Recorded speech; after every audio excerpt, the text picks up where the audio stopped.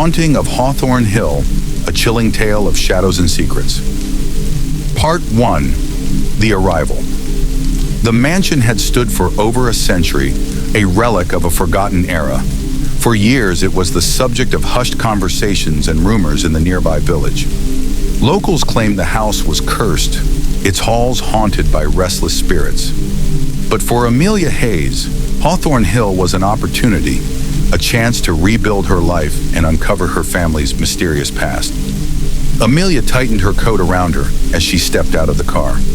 The biting cold felt unnatural for late autumn. She studied the imposing gates, their iron bars twisted and overgrown with thorny vines. A large padlock hung from the latch, its metal corroded and brittle with age.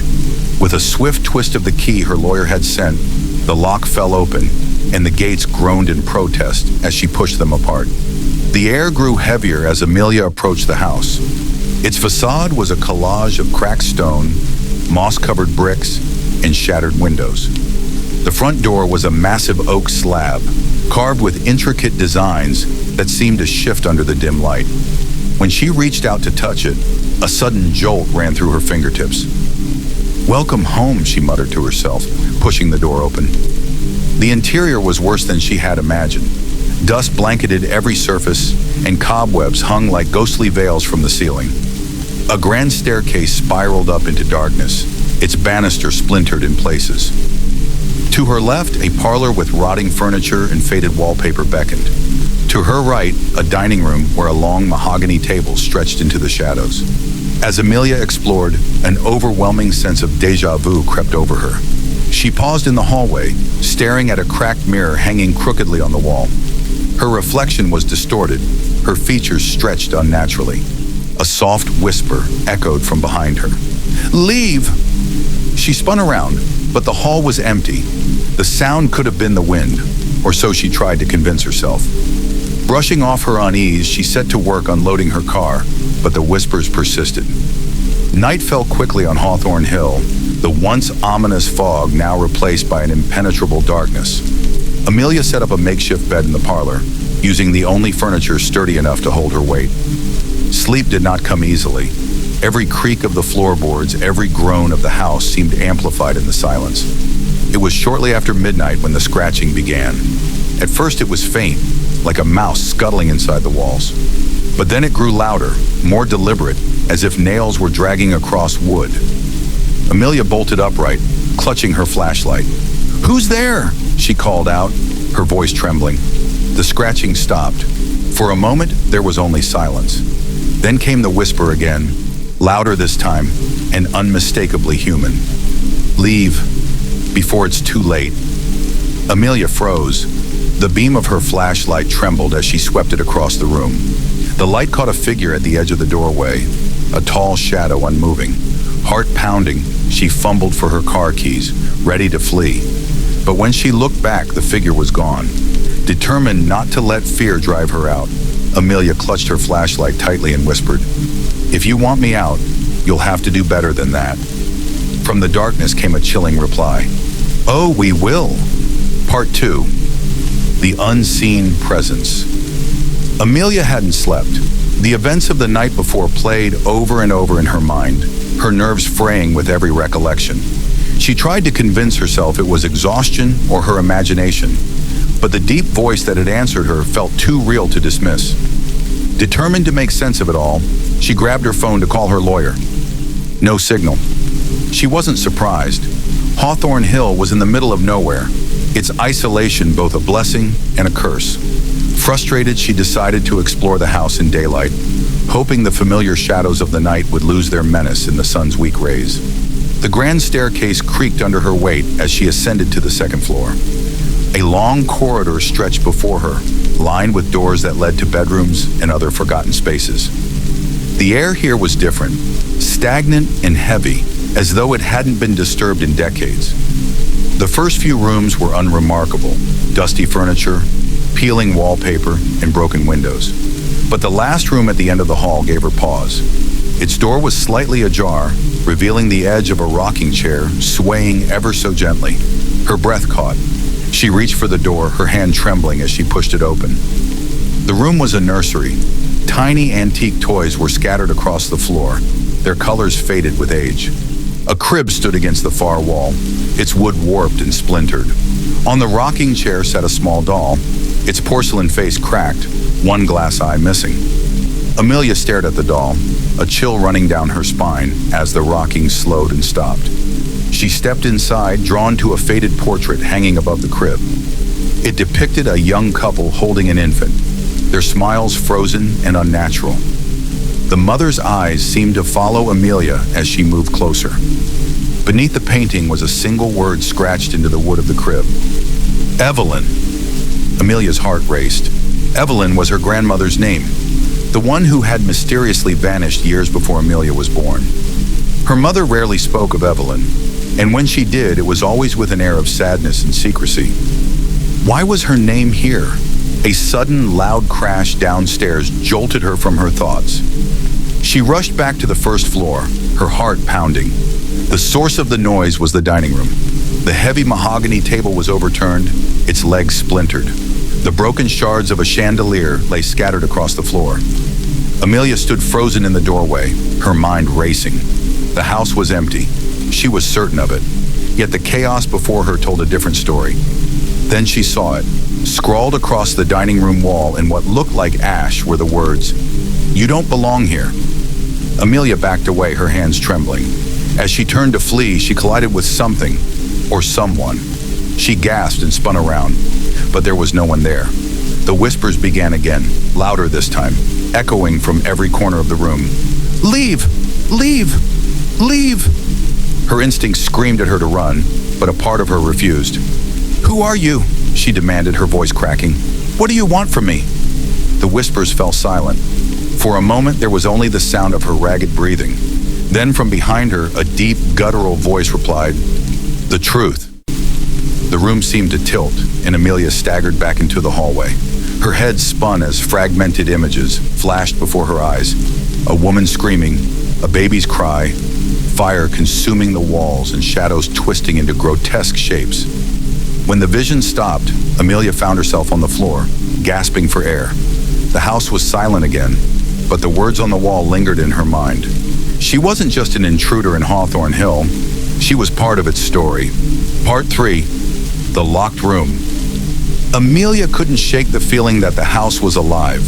Every creak, every flicker of light felt deliberate, as though it were guiding her to something, or warning her away.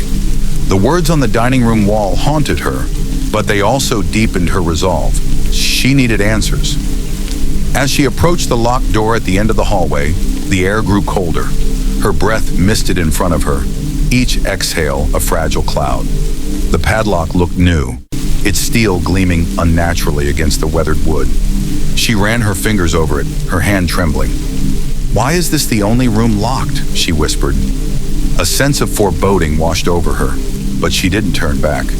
Retrieving the toolbox she had found in the basement earlier, she began working on the lock. Each turn of the wrench echoed down the hallway, the sound unnervingly loud in the stillness. The moment the padlock clicked open, a chill wind swept through the corridor, extinguishing the faint light from her lantern. Shivering, Amelia pushed the door open. The room beyond was a stark contrast to the rest of the house. Pristine white walls gleamed in the faint light, and the air was heavy with the scent of lavender. A large canopy bed stood in the center, its lace curtains undisturbed. A vanity sat against one wall, its mirror spotless, and a music box rested on its surface. Amelia hesitated before stepping inside. The room felt untouched, like a time capsule preserved for decades. She moved to the vanity and opened one of its drawers, revealing a collection of neatly folded letters tied with a faded ribbon. The top envelope bore a name she recognized immediately. Evelyn.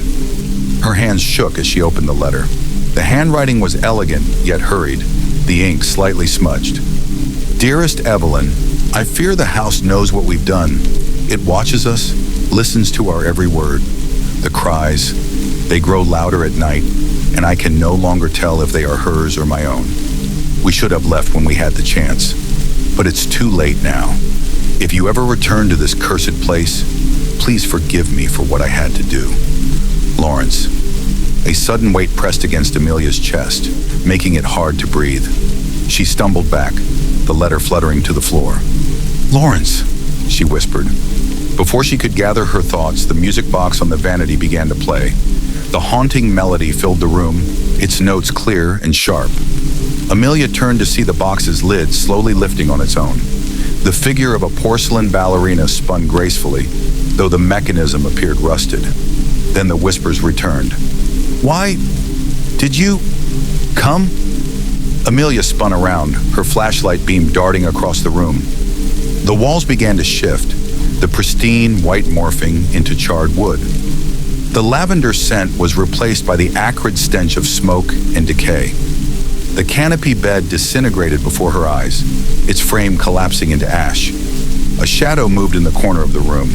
It was tall, humanoid, but its form was fragmented, flickering like static on an old television. "Evelyn!" the shadow hissed, its voice layered and unnatural. Amelia backed toward the door, her mind racing. "I'm not Evelyn. I don't even know what happened here." The shadow moved closer, its edges bleeding into the walls. "Lies!" In a panic, Amelia bolted from the room, slamming the door shut behind her. She leaned against it, gasping for breath.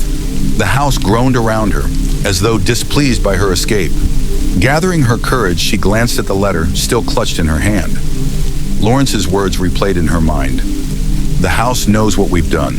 She had to uncover the truth of Evelyn's past and what happened in this house, but she couldn't shake the feeling that the house wouldn't let her leave until she did. Part 4. The Hidden Passage. Amelia sat on the floor of the hallway, clutching the letter from Lawrence. Her mind raced as she tried to piece together the cryptic warning. Who was Lawrence? What had he and Evelyn done to invoke the wrath of this house? Her thoughts were interrupted by a sudden rhythmic tapping sound. It was coming from downstairs. Slowly she rose, her legs trembling beneath her. She gripped the lantern tightly and descended the staircase, each step accompanied by an unnervingly loud creak. The tapping led her to the study, a grand room lined with bookshelves that stretched from floor to ceiling. Dusty tomes and yellowed pages filled every inch, and a large mahogany desk sat in the center, its surface cluttered with papers. Amelia stepped inside, her breath catching as the tapping grew louder, more insistent. It was coming from behind the bookshelf on the far wall. Summoning her courage, she approached the shelf and began examining it. The books appeared untouched, their spines cracked and worn, but one caught her attention, a leather-bound volume with no title. She reached for it, and as soon as she pulled it, the bookshelf shuddered and slid to the side, revealing a narrow, dark passageway. The cold air that seeped from the passage was almost unbearable, carrying with it the faint scent of earth and decay. Amelia hesitated. Every instinct screamed at her to turn back, but something, curiosity, desperation, or the house itself, drew her forward. She ducked into the passage, the lantern casting weak light on the uneven stone walls. The space was tight, forcing her to move slowly. After a few feet, she reached a wooden staircase that spiraled downward into darkness. She descended cautiously, each step groaning under her weight. At the bottom, she found herself in what appeared to be a small cellar. The walls were damp, and the floor was packed dirt. In the center of the room stood an altar, its surface stained and cracked. Candles surrounded it, their wax long melted into hardened puddles. On the altar lay a bundle of cloth, tied with a black ribbon. Amelia's heart pounded as she approached the altar. The whispers returned, louder now, overlapping one another in a cacophony of unintelligible voices. She reached for the bundle, her hands trembling as she untied the ribbon. Inside was a small book, its leather cover cracked and brittle. Opening it, she found pages filled with strange symbols and handwritten notes. The script was chaotic, the ink smeared in places, as though the writer had been in a hurry, or frantic. One passage stood out, written in large, jagged letters. The child must be hidden. She must never know. The house will never stop searching for her. Amelia's blood ran cold. The child? Hidden from what? She flipped through the pages, finding more fragmented entries. The fire didn't cleanse it. It lives beneath the floorboards. Evelyn, forgive me. Before she could read further, the air in the cellar shifted. The whisper stopped, replaced by a low, guttural growl. Amelia froze, her eyes darting to the far corner of the room, where the shadows seemed darker, thicker. A pair of glowing red eyes emerged from the blackness, fixing on her. The growl deepened, reverberating through the walls. Amelia stumbled backward, clutching the book to her chest. The creature stepped forward, its form still cloaked in shadow. It was massive, its limbs twisted and unnatural. As it moved closer, its shape began to solidify, a grotesque amalgamation of human and beast. "You shouldn't have come here," it rumbled, its voice deep and otherworldly. Amelia turned and fled up the stairs, her lantern swinging wildly in her hand. The passage behind her seemed to collapse in on itself, the walls narrowing as though trying to trap her. She burst into the study, slamming the bookshelf back into place. Panting, she leaned against the desk, clutching the book tightly. Her hands shook as she stared at the hidden passage, now sealed once more. The house had secrets, and whatever lived within its walls wanted her gone. But she couldn't leave, not yet. The book held answers, and she needed to uncover the truth before the house claimed her too. Part 5. Whispers of the Past. Amelia's hands trembled as she turned the pages of the mysterious book. Each word seemed to leap off the page, resonating in her mind as though she'd heard them before. The strange symbols and fragmented notes painted a picture of desperation, secrecy, and unimaginable horror. One entry caught her eye, its ink bold and frantic. "The pact cannot be undone. Blood binds us to this house, and blood will set us free." What pact, she wondered, her heart pounding. The whispers in the room grew louder, forming faint words that seemed to echo her thoughts. "They knew," the whispers hissed. "Knew what?" Amelia demanded, slamming her hand on the desk. The whispers fell silent, replaced by a low, mournful cry that sent chills down her spine. She looked up, half expecting to see something, or someone in the corner of the room. But she was alone. Amelia returned to the book, flipping to a section where the handwriting grew more erratic. The entries were scattered, as though the writer had struggled to piece their thoughts together. The fire wasn't an accident. They came for her that night. "Evelyn, I couldn't save you. Forgive me." A tear rolled down Amelia's cheek. The weight of her grandmother's name, entwined with this house's dark history, was almost too much to bear. She leaned back in the chair, closing her eyes to steady herself. But the moment she did, the room shifted. When she opened her eyes, she was no longer in the study. She was standing in the nursery, the room with the rocking chair and the cracked doll. Only now the space was alive. The wallpaper was vibrant, the furniture unbroken. A woman stood by the crib, humming softly as she rocked an infant. "Grandma?" Amelia whispered, recognizing Evelyn from old family photographs. Evelyn turned, her face serene, yet filled with sorrow. "Amelia," she said, her voice echoing strangely, "why did you come back here?" I don't know," Amelia stammered. "I just needed to know the truth." Evelyn's expression darkened. "The truth is dangerous. It binds you to this place, just as it bound me." She stepped closer, her form flickering like a fading photograph. "You need to leave before they find you." "Who? Who's after me?" Evelyn didn't answer. Instead, the nursery dissolved around them, and Amelia found herself back in the study, gasping for air. The book on the desk snapped shut, and the whispers returned, louder and angrier. "Leave! Now! No!" Amelia shouted, her voice trembling. "I'm not leaving until I understand what happened here." The whispers stopped, replaced by a single deep voice that resonated through the room. "Then you will see." The lantern flickered violently before going out, plunging the room into darkness. A sharp, icy wind tore through the study, and Amelia felt the walls around her shift. The floor beneath her feet gave way, and she was falling into an abyss of cold and shadow. She landed with a jolt in a cavernous space she hadn't seen before. Torches lined the stone walls, their flames casting a sickly green glow. The air was thick with the smell of burning wood and something metallic. Blood. In the center of the room stood a stone altar, similar to the one she had seen in the hidden passage. Only this one was covered in dried blood, its grooves carved with runes that pulsed faintly. Surrounding the altar were figures cloaked in shadow, their faces obscured.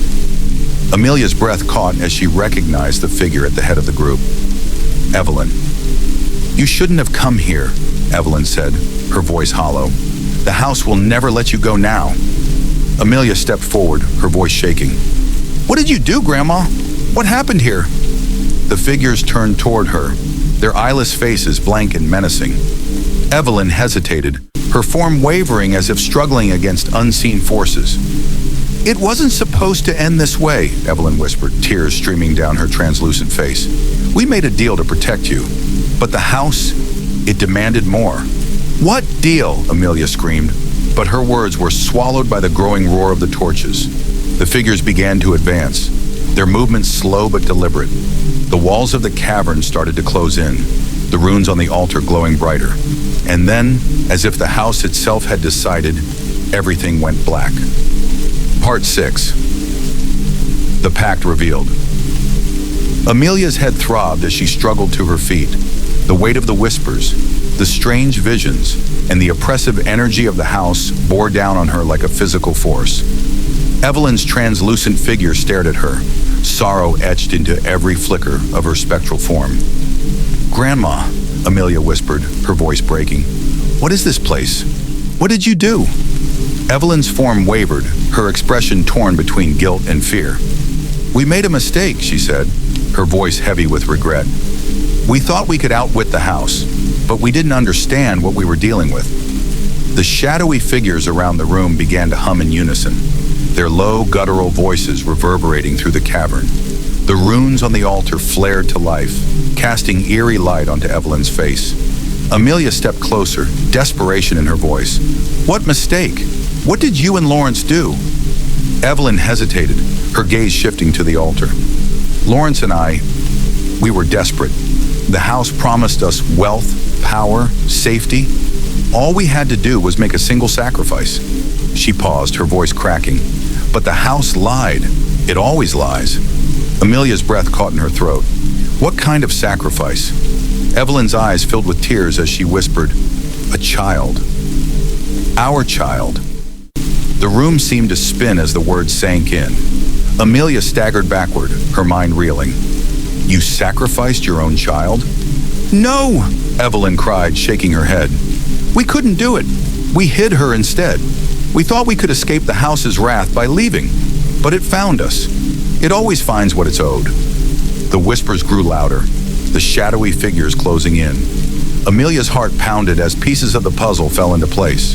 Her grandmother's disappearance, the family's financial ruin, the rumors surrounding the house, it all led back to this pact. "Who was the child?" Amelia demanded, her voice trembling. Evelyn's gaze met hers, and for the first time, Amelia saw the full weight of the truth in her grandmother's eyes. "It was your mother." Amelia froze, the revelation hitting her like a blow. Her mother, who had always been distant, who had never spoken of her own childhood, had been the one hidden from the house's clutches. And now somehow, it was coming for Amelia. "The house claimed me when I returned to protect her," Evelyn said, her form flickering violently. "And now it wants you. It will never stop." "No," Amelia said, shaking her head. "There has to be a way to end this." Evelyn glanced at the altar, her expression grim. "The pact can only be undone by blood. The bloodline must be severed." "What does that mean?" Amelia asked, her voice rising with panic. Before Evelyn could answer, the shadowy figures surged forward, their eyeless faces turning toward Amelia. The air grew heavy, suffocating, as their guttural voices rose in a deafening crescendo. "Amelia!" Evelyn shouted, her voice cutting through the chaos. "Run! Find the truth in the attic. It's the only way." The shadows lunged, their forms coalescing into a massive, writhing shape. Amelia turned and ran, her lantern flickering wildly as she scrambled up the stone staircase. The cavern seemed to collapse behind her, the walls groaning and shifting as though alive. She burst into the study, slamming the hidden passage shut. The house groaned around her, the whispers now a roar. She didn't stop to catch her breath. She bolted up the stairs to the attic, Evelyn's final words echoing in her mind. The attic door was sealed with chains, their metal cold and unyielding. Desperation fueled her as she grabbed a nearby candlestick and struck the lock repeatedly. Sparks flew and the chains fell away. Amelia pushed the door open, stepping into a space thick with dust and forgotten memories. Old trunks and furniture were piled haphazardly, but in the center of the room stood a single, unmarked chest. She approached it cautiously, her hands shaking as she lifted the lid. Inside was a bundle of papers, a photograph, and a knife with a hilt covered in intricate runes. The photograph was of Evelyn and Lawrence holding a baby in front of Hawthorne Hill. The papers detailed the original pact, an agreement signed in blood between Lawrence and an unnamed entity. The final clause chilled her to the bone. The bloodline binds the house. The bloodline must break to set it free. Amelia's eyes fell on the knife. Her hands shook as she picked it up, the cold metal sending a shiver through her body. The house trembled, its groans echoing through the walls. The shadows began to seep into the attic, their whispers promising pain and destruction. Amelia tightened her grip on the knife, her heart pounding. She understood now what had to be done, but could she go through with it? Part 7, the final sacrifice. Amelia's breaths came in sharp, shallow gasps. The weight of the truth, the monstrous pact, and her role in it pressed down on her like a physical force. The runed knife trembled in her hands, its blade impossibly cold. The shadows circled closer, their whispers forming words now.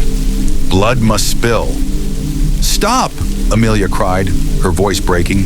There has to be another way. But the house groaned in defiance, its ancient beams creaking as the walls seemed to close in around her. The shadows pressed closer, and from their depths emerged the monstrous form she had seen in the cellar. Its glowing red eyes locked on her, its voice rumbling like thunder. You cannot escape, it growled. The bloodline binds you to this house. End it, or be consumed. Amelia's grip on the knife tightened as her mind raced. The pact had cursed her family for generations, and now it demanded a final payment. But was it her blood the house wanted, or something more? Her eyes fell on the photograph again, her thoughts flashing to Evelyn's ghostly warning. The bloodline must break to set it free. Tears blurred her vision as she raised the knife. She didn't want to die. Not here, not like this. But if it meant freeing her family from the house's grip, she couldn't turn away. The shadows surged toward her, their whispers turning into screams. Do it! They roared. Amelia closed her eyes, the blade poised above her chest. But then a thought struck her. She opened her eyes and looked at the photograph again, at the faces of Evelyn and Lawrence. No, she whispered, lowering the knife. You won't control me. The house roared in fury, the shadows lashing out. Amelia ducked and grabbed the papers from the chest, her eyes scanning the text for anything she might have missed. And there it was, scrawled in the margins of the contract. A willing sacrifice of the object of the pact will sever the bond. Her heart raced as realization dawned. It wasn't her blood the house wanted. It was the pact itself. Amelia stood, holding the knife in one hand and the contract in the other. She turned to face the monstrous shadow, her voice steady despite the terror coursing through her veins. This ends now. The creature lunged, its claws outstretched, but Amelia moved quickly. She plunged the blade into the heart of the contract, the runes on the knife glowing brighter with each passing second. The house screamed, a deafening, otherworldly sound that shook the very foundations. The shadows writhed and recoiled, their forms dissolving into nothingness. The walls of the attic trembled, cracks spreading as the house seemed to collapse inward. Amelia held her ground, the knife buried deep in the contract. The runes flared one final time, and then there was silence. The oppressive darkness lifted, replaced by a pale golden light that streamed through the attic window. The house was still, its malevolent energy gone. Amelia sank to the floor, her hands trembling as she let the knife and the remnants of the contract fall. She looked around, half expecting the shadows to return, but the attic was empty, peaceful even. She stood and made her way downstairs, her steps hesitant. The house was unrecognizable. The air was light, no longer thick with dread. Sunlight streamed through the windows, illuminating the once dark halls. In the study, she found the photograph of Evelyn, Lawrence, and the baby sitting on the desk. But now something was different. The faces in the picture looked serene, free of the sorrow that had haunted them before. Amelia smiled through her tears. The curse was broken. As she stepped outside into the fresh air, she turned back to look at Hawthorne Hill one last time. The grand, oppressive mansion now seemed smaller, its once ominous presence reduced to nothing more than a memory. Amelia walked away, the weight of generations lifted from her shoulders. The haunting of Hawthorne Hill was over, and for the first time in decades, the house and its secrets could finally rest. The end.